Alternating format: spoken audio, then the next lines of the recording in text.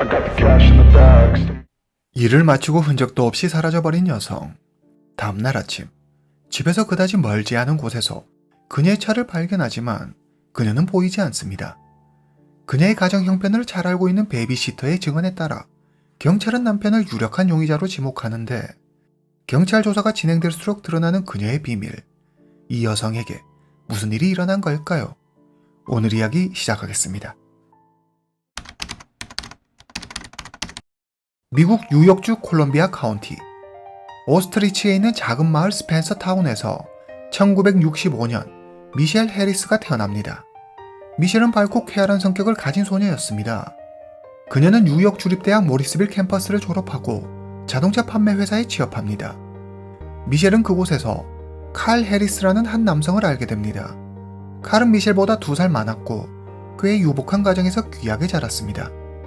미셸이 일하는 자동차 판매 회사는 칼의 가족이 운영하는 회사였습니다. 칼은 미셸을 보고 첫눈에 반해 마음을 고백합니다. 미셸은 칼의 고백을 받아들였고 두 사람은 연인이 됩니다. 1990년 27살의 칼과 25살의 미셸 두 사람은 성대한 결혼식을 올립니다. 결혼 후 미셸은 회사를 관두고 전업주부로 집안일을 하며 가정을 돌봅니다. 몇 년 후 남편 칼은 미셸이 자랐던 스펜서 타운 마을 외곽에 있는 252에이커 땅에 지어진 2층짜리 멋진 전원주택을 삽니다. 주택 뒤편에는 작고 아담한 엠파이어 호수가 있었죠. 멋들어진 모습에 미셸은 큰 감동을 받습니다. 2000년 미셸과 칼이 이곳에서 생활한 지 벌써 6년이 흘렀습니다. 두 사람 사이에는 이미 4명의 아이가 있었습니다. 더 이상 혼자서 아이들을 돌보고 집안일을 하는 건 무리라고 판단한 미셸은 바브 세이어라는 베이비시터를 고용합니다. 그녀의 집은 미셸과 칼이 지내고 있는 전원주택과 가까운 곳에 있었습니다. 세이어는 매일 아침 전원주택으로 출근해 4명의 아이를 보살피고 저녁이 되면 다시 자기 집으로 돌아갔습니다. 2001년 35살이 된 미셸은 매일같이 반복되는 일상의 무료함을 느낍니다. 그녀는 삶의 변화를 주고 싶어 아르바이트를 시작합니다. 미셸은 한 레스토랑의 종업원으로 일하게 됩니다. 함께 그림을 보겠습니다. 여기가 미셸의 가족이 사는 전원주택입니다. 그리고 여기는 미셸이 일하는 식당이죠. 이 식당은 스펜서에서 그리 멀지 않은 웨이벌리에 있습니다. 이 둘 사이의 거리는 약 24km로 차 타고 약 20분 정도 소요됩니다. 매일 오후 미셸은 차를 타고 식당으로 출근해서 저녁이 되면 다시 집으로 돌아왔죠. 그런데 가을이 시작되는 어느 날 저녁, 그녀는 호련히 종족을 감추고 맙니다. 2001년 9월 12일 수요일, 세계를 놀라게 한 사건이 일어난 다음 날, 미국 뉴욕주 스펜서, 아침 7시. 아침 햇살이 안개를 걷어냄과 동시에 세이어의 전화벨이 울립니다. 세이어, 나 칼이에요. 미셸이 어젯밤 집에 안 들어왔어요. 연락도 없고 대체 어디 있는지 모르겠네요. 내가 지금 출근해야 하는데 빨리 와서 애들 좀 봐줄 수 있어요? 전화를 끊은 세이어는 서둘러 준비를 하고 미셸과 칼의 전원주택으로 향합니다. 전원주택에 거의 다 도착할 때쯤 세이어는 길에 세워진 차 한 대를 발견합니다. 어디서 많이 본 듯한 차였죠. 세이어는 그 차가 미셸의 차라는 것을 바로 깨닫습니다. 이곳은 그녀의 집에서 약 400m 정도 떨어진 곳입니다. 여기에 미셸의 차가 서 있다니. 세이어는 차에서 내려 미셸의 차로 갑니다. 차문은 살짝 열린 채로 차키가 그대로 꽂혀 있었습니다. 차 안에는 아무도 없었습니다. 좀 이상하다는 생각이 들긴 했지만 미셸이 집까지 걸어갔다고 생각하며 전원주택으로 향합니다. 미셸과 칼의 전원주택에 도착한 세이어는 큰 소리로 미셸을 부릅니다. 하지만 미셸의 남편 칼의 목소리만 들릴 뿐이었습니다. 칼은 이미 옷을 차려입고 출근 준비를 하고 있었습니다. 세이어는 오는 길에 미셸의 차가 세워져 있는 걸 봤다고 칼에게 말합니다. 칼은 놀라며 급히 세이어가 많은 장소로 갑니다. 그곳에 도착한 칼은 미셸의 차 트렁크를 엽니다. 트렁크 안에는 옷, 편지, 잡지, 장난감, 식품 포장지 등이 있었습니다. 차 표면 한쪽에는 얼룩 자국이 있었습니다. 칼이 말합니다. 사실 어제 미셸이 출근하기 전에 뉴욕에 가서 동창을 만난다고 했어요. 차는 여기 두고 다른 사람 차를 얻어 타고 갔나 봐요. 너무 걱정하지 말아요. 그러나 세이어는 칼의 말을 믿을 수 없었습니다. 미셸의 차가 있는 곳은 워낙 외진 곳이라 평소에 이곳을 지나가는 차는 거의 없었습니다. 뉴욕까지는 너무 멀어서 당연히 걸어갈 수도 없었죠. 차를 이렇게 길에 세워두고 어딜 간다는 게 말이 안 된다고 생각한 세이어는 칼에게 말합니다. 분명 무슨 일이 생긴 거예요. 하지만 칼은 세이어의 말에는 아랑곳하지 않고 세이어에게 미셸의 차를 가지고 전원주택으로 돌아가라고 말합니다. 그리고 칼은 그대로 자기 차를 몰고 회사로 출근합니다. 세이어는 미셸에게 들어 현재 두 사람 사이가 좋지 못하다는 것을 알고 있었습니다. 미셸이 넷째 아이를 임신했을 때 칼은 회사 여직원과 바람을 피웠죠. 이 사실을 안 미셸이 칼에게 당장 관계를 끝내라고 했지만 칼은 계속 부적절한 관계를 이어나갔습니다. 2000년 10월 막내 아들이 태어나고 미셸과 칼은 각방을 씁니다. 그리고 그녀가 사라지기 몇 달 전 그녀는 이혼 전문 변호사를 고용해 칼에게 이혼 소송을 제기합니다. 하지만 칼은 이혼을 원치 않았죠. 두 사람은 매일 다퉜고 날이 갈수록 그 정도가 심해졌습니다. 심지어 칼이 미셸을 없애버리겠다며 위협하는 정도에까지 이르게 됩니다. 세이어의 머리로 불현듯 한 가지 생각이 스쳤습니다. 혹시 칼이 미셸을 죽인 건 아닐까? 세이어는 전원주택 차고에 미셸의 차를 세워둔 뒤 미셸의 휴대폰으로 전화합니다. 하지만 미셸의 휴대폰은 꺼져 있었습니다. 점점 더 불안감이 엄습해 왔습니다. 세이어는 미셸의 친구 니콜에게 전화해 미셸이 어디에 있는지 아느냐고 묻습니다.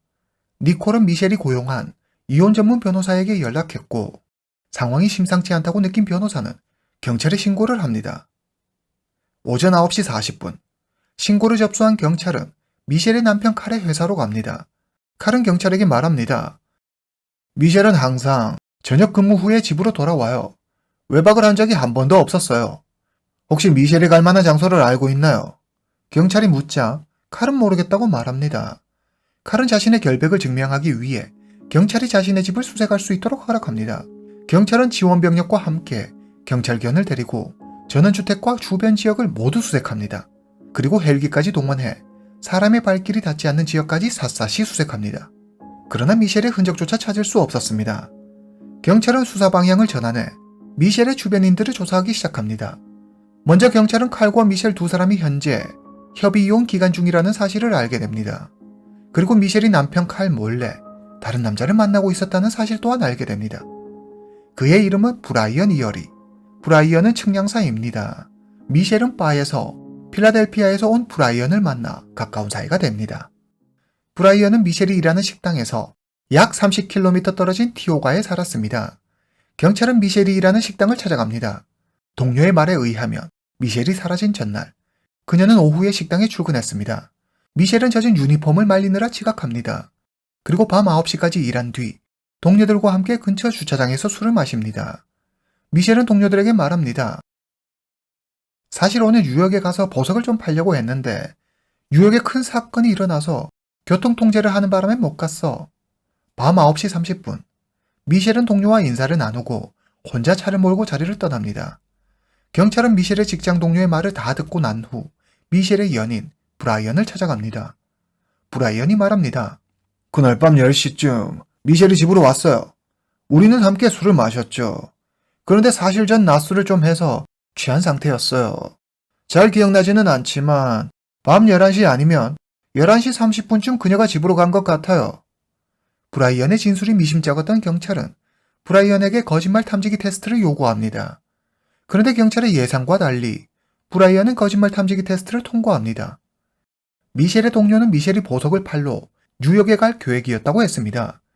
하지만 남편 칼은 미셸이 동창을 만나러 뉴욕에 간다고 했죠. 두 사람의 진술이 일치하지 않았습니다. 남편 칼은 경찰의 용의선상에 올라 있습니다. 칼의 진술을 믿지 못했던 경찰은 뉴욕에 사는 미셸의 동창을 찾아갑니다. 미셸과 저녁에 뉴욕에서 만나기로 약속하긴 했어요. 근데 그날 교통통제 때문에 미셸은 오지 못했죠. 남편 칼의 진술은 거짓이 아니었습니다. 경찰은 미셸에 대해 조사합니다. 그녀는 경제적으로 어려운 상황에 부닥쳐 있었습니다. 그녀는 고액의 신용카드 빚이 있었습니다. 그녀의 연인 브라이언은 말합니다. 얼마 전 미셸이 저와 살 집을 한 채 샀는데 집 계약금과 신용카드 빚을 갚기 위해 보석을 팔려고 했어요. 미셸에 대한 조사를 이어가던 경찰은 미셸에게 또 다른 연인이 있었다는 사실을 알게 됩니다. 그의 이름은 마이클 캐스퍼, 미셸이 일하는 식당 매니저입니다. 그는 전과 기록을 가지고 있었습니다. 경찰은 미셸의 실종이 그녀의 복잡한 연애사 때문일 수도 있다고 생각합니다. 경찰은 마이클을 경찰서로 불러 거짓말 탐지기 테스트를 실시합니다. 하지만 마이클 역시 통과합니다. 이어서 경찰은 남편 칼에 대해 조사합니다. 2001년 3월. 이혼 협의 기간 동안 칼은 여러 차례 미셸을 위협했습니다. 매번 경찰이 찾을 수 없는 곳에 그녀를 유기하겠다고 엄포를 놓았습니다. 3개월 후 법원은 칼의 상태가 위험하다고 판단해 총기 사용을 금합니다. 칼의 자산은 540만 달러, 우리 돈 약 67억 원에 달했습니다. 법원은 칼에게 매달 양육비를 제공하게 하고 위자료 74만 달러, 우리 돈 약 9억 원을 미셸에게 주라고 판결합니다. 하지만 미셸은 위자료 액수가 너무 적다며 법원의 판결에 동의하지 않았죠. 경찰은 정황상 칼이 미셸을 살해했을 수도 있다고 의심해 그에 대한 수사를 더욱 강화합니다. 2001년 9월 15일. 경찰은 다시 칼의 집으로 향합니다. 경찰은 아직 압수수색 영장을 발부받지 못한 상황이었지만 칼은 흔쾌히 자신의 집을 경찰이 수색하는 걸 허락합니다. 이번 수색에서 경찰은 새로운 단서를 발견합니다. 전원주택 차고 입구와 차고 내벽에서 붉은 자국들을 발견하는데 검사 결과 그 자국들은 모두 혈흔이었습니다. 경찰은 곧장 법원에 압수수색 영장을 신청하고 더 많은 인력을 동원해 주택 내부와 그 주변을 철저히 조사합니다. 경찰은 부엌 타일과 문에서도 혈흔을 발견합니다. 그리고 미셸의 차 안에서 보석이 든 검은색 가방과 휴대폰을 발견하죠. 휴대폰에는 여러 통의 부재중 전화와 음성 메시지가 와 있었습니다. 또 경찰은 미셸의 차 안에서 남편 칼과 연인 브라이언, 그리고 신원을 알 수 없는 사람의 지문을 채취합니다. 경찰이 칼에게 차고와 부엌에 있는 혈흔에 대해 묻자 그는 바로 답하지 못합니다. 그리고 시간이 지나 칼이 대답합니다. 아마 그때인 것 같아요. 제 아들이 차고에서 손가락을 베어서 피를 흘린 적이 있어요. 아마 그때 남은 자국들인가 봐요. 근데 부엌에 있는 얼룩은 잘 모르겠네요. 칼에 대한 경찰의 의심은 더 깊어집니다. 경찰이 판단하기에 그에게는 충분한 범행 동기와 범행을 저지를 만한 시간적 여유가 있었으니까요. 하지만 칼의 범행을 입증할 만한 직접적인 증거는 없었습니다. 경찰은 사라진 미셸을 찾는 일에 주력합니다. 미셸이 사라진 지 한 달 뒤 2001년 10월, 경찰은 칼의 차량에 GPS 추적 장치를 달아 그의 일거수일투족을 감시합니다. 칼은 아내의 소식을 알 수 없는 상황에서도 전혀 감정의 동요를 보이지 않았습니다. 그는 마치 아무 일도 없는 사람처럼 너무 멀쩡히 행동했습니다. 칼에게서 어떤 걱정이나 슬픔의 감정을 찾아볼 수 없었죠. 미셸의 가족은 미셸의 실종이 분명 칼과 관련이 있다고 주장합니다. 5년 전 칼이 총을 들고 미셸을 위협한 적이 있어요. 그때 미셸은 옷장에 숨어 무섭다고 울면서 전화했어요. 그리고 미셸이 사라진 날이 칼이 미셸에게 매년 8만 달러를 지급하기로 합의한 날이었죠. 칼은 그 돈을 주고 싶지 않아 미셸을 죽인 거예요. 누가 봐도 미셸이 자취를 감춘 건 남편 칼과 관련이 있어 보였습니다. 사건 발생 4년 후 2005년 9월 30일, 미셸의 행방은 여전히 오리무중입니다. 미셸을 찾지 못한 검찰은 간접 증거와 증인들의 진술을 토대로 칼 해리스를 2급 살인 혐의로 기소합니다. 2007년 5월, 미셸이 사라진 지 어느덧 6년이 흘렀습니다. 티오가 법원에서 해당 사건에 대한 재판이 열립니다. 검찰 측 증인으로 나온 미용사가 말합니다. 사건이 일어나기 몇 달 전이었어요. 미셸이 가게에 손님으로 온 적이 있는데 마침 남편 칼에게서 전화가 왔어요. 그때 전화기 너머로 미셸을 위협하는 칼의 목소리를 똑똑히 들었어요. 경찰은 칼의 전원주택 차고와 부엌에서 혈흔 자국을 발견했습니다. 검사 결과 미셸의 DNA와 일치하는 것으로 나오지만 또한 미셸과 혈흔 관계인 자의 DNA일 가능성이 있다고 나옵니다. 검찰은 혈흔 분석 전문가 헨리 리를 부릅니다. 그는 현장에서 발견된 혈흔이 붉은색으로 보인다고 했습니다. 해당 혈흔이 칼의 진술처럼 한 달 전에 생긴 것이라면 무조건 갈색으로 변했을 것이라고 했습니다. 헨리는 실험을 통해 문에 남아있는 혈흔 자국은 약 74cm 정도보다 낮은 높이에서 피가 튀어 생긴 것이라고 했습니다. 그리고 부엌 타일에서 40방울 이상의 미세한 핏방울이 튄 자국을 발견하는데 이러한 정황으로 보아 헨리는 미셸이 어떤 물체에 맞아 미셸의 피가 타일이나 문에 튄 것일 수도 있다고 주장합니다. 이 외에도 바닥에서 마른 목골 모양의 혈흔이 발견되는데 검찰은 칼이 사용한 범행 도구의 흔적이라고 생각했습니다. 법정에서 칼은 아내 미셸을 위협한 것은 인정했지만 미셸의 실종은 자신과 무관하다고 주장합니다. 2007년 6월 12명의 배심 원단은 칼에게 유죄를 선고합니다. 법원은 2달 뒤 칼의 최종 형량을 확정하기로 합니다. 재판이 끝나고 다음날 갑자기 생각지도 못한 뜻밖의 목격자가 나타납니다. 그의 이름은 케빈 텁스. 그는 사건 당일 새벽 5시 미셸의 차가 세워진 곳을 지나갔다고 했습니다. 픽업 트럭 한 대랑 미셸의 차를 봤어요. 트럭 옆에는 20대로 보이는 젊은 남자가 한 명 서 있었는데 그는 구릿빛 피부에 티셔츠를 입고 있었고 머리는 검은색이었어요. 그 남자 옆에는 금발의 여자가 서 있었는데 울고 있더라고요. 케빈은 새벽이라 아직 어두웠지만 차의 헤드라이트가 2사람을 비추고 있어 2사람의 모습을 확실히 볼 수 있었다고 했습니다. 케빈은 울고 있던 여자가 100% 미셸이 맞다고 장담합니다. 그런데 그녀 옆에 서 있던 남자는 칼이 아니었다고 말합니다. 이 사진은 칼의 사진입니다. 보시는 것처럼 칼의 머리카락은 갈색이고 앞머리는 살짝 벗겨졌습니다. 케빈이 봤다던 남성의 모습과는 많이 달라 보이죠. 그리고 얼마 지나지 않아 법원으로 편지 한 통이 도착합니다. 편지를 쓴 사람은 사건 당일 미셸의 차가 세워져 있던 곳을 지나갔는데 미셸과 어떤 남성이 말다툼하는 모습을 봤다고 했습니다. 검찰은 편지를 보낸 목격자의 집을 직접 찾아가지만 안타깝게도 그는 편지를 보내고 며칠 후 병으로 세상을 떠납니다. 따라서 그가 보낸 편지의 진실 여부를 확인할 방법이 사라져버립니다. 법원은 심사숙고 끝에 목격자 케빈의 진술이 신빙성이 있다고 판단해 칼에게 보석을 허가하고 재심을 결정합니다. 2년 뒤 2009년 8월 해당 사건에 대한 2심이 시작됩니다. 검찰은 1심 때와 같은 증거를 제시하며 여전히 칼이 범인임을 주장합니다. 변호사는 검찰의 주장을 반박하기 위해 목격자 케빈을 법정에 세웁니다. 케빈의 증언이 사실이라는 것을 입증하기 위해 케빈의 부모까지 나서 증인석에서 아들 케빈이 미셸이 사라지던 날 미셸의 차가 세워져 있던 곳을 지나갔다고 말합니다. 여기서 검찰은 한 가지 의혹을 제기합니다. 당시 마을의 거의 모든 사람들이 미셸의 실종 사건을 다 알고 있었습니다. 그런데 왜 가만히 있다 6년이나 지난 지금에서야 케빈은 이 사실을 말하는 걸까요? 검찰 조사 결과 2006년 케빈은 주유소에서 주유비를 내지 못해 경찰에게 체포된 적이 있습니다. 체포 과정에서 케빈은 경찰의 과잉 진압에 호되게 당하죠.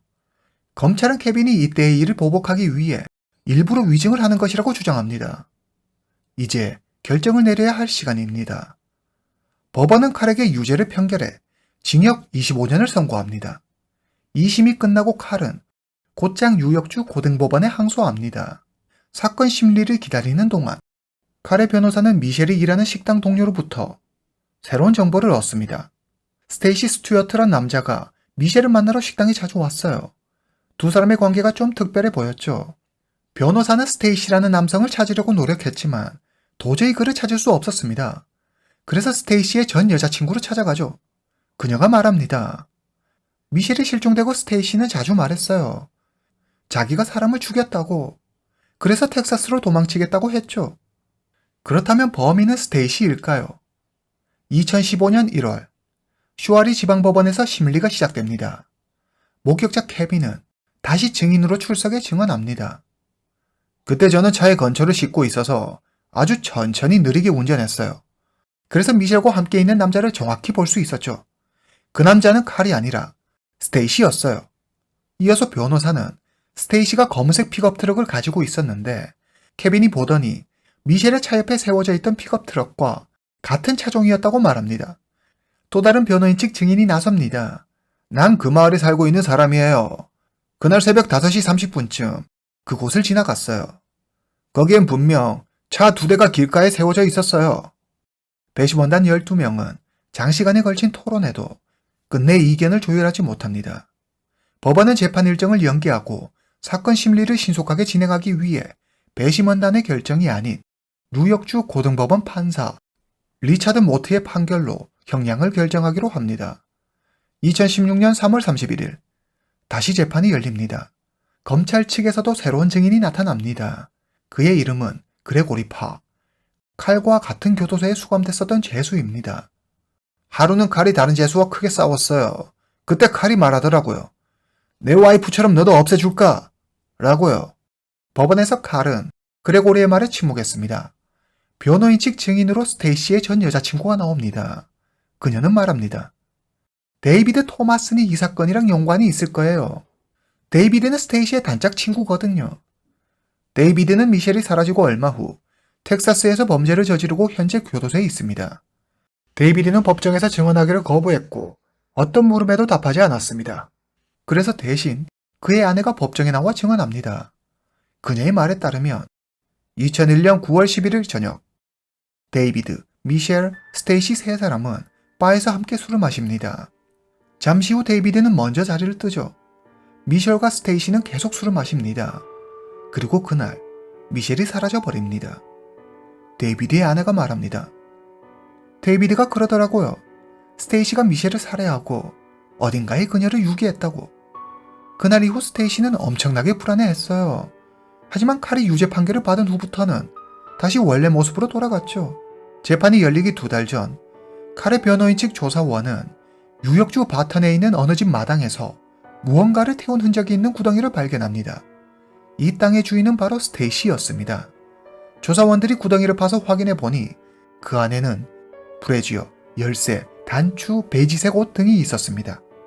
변호사는 이 물건들이 모두 미셸의 것이라고 주장했습니다. 또 변호인 측 조사원은 텍사스에서 팔린 스테이시의 차를 찾았는데 자동차 뒷좌석과 문에서 혈흔 흔적과 귀걸이를 발견했다고 했습니다. 이 귀걸이는 칼이 미셸에게 사준 귀걸이와 똑같았습니다. 텍사스에 있는 스테이시의 집 이웃 주민 몇몇은 미셸이 실종되고 스테이시가 핏자국이 있는 옷을 태우는 모습을 본 적이 있다고 말했습니다. 하지만 스테이시의 행방에 대해 아는 사람은 아무도 없었습니다. 2016년 5월, 한 달간의 심리를 거쳐 법원은 결국 칼에게 무죄를 선고합니다. 하지만 미셸의 가족은 여전히 칼이 미셸의 실종과 관련이 있는 것이 분명하다며 새로운 증거를 찾고 있습니다. 경찰은 스테이시의 거주지에서 일부 증거들을 찾아내지만 정작 스테이시의 행방에 대해서는 알지 못했습니다. 도대체 미셸은 어디에 있는 걸까요? 그리고 스테이시는 또 어디에 있는 걸까요? 남편 칼은 정말 이 사건과 무관한 걸까요? 아니면 사라진 스테이시가 범인인 걸까요?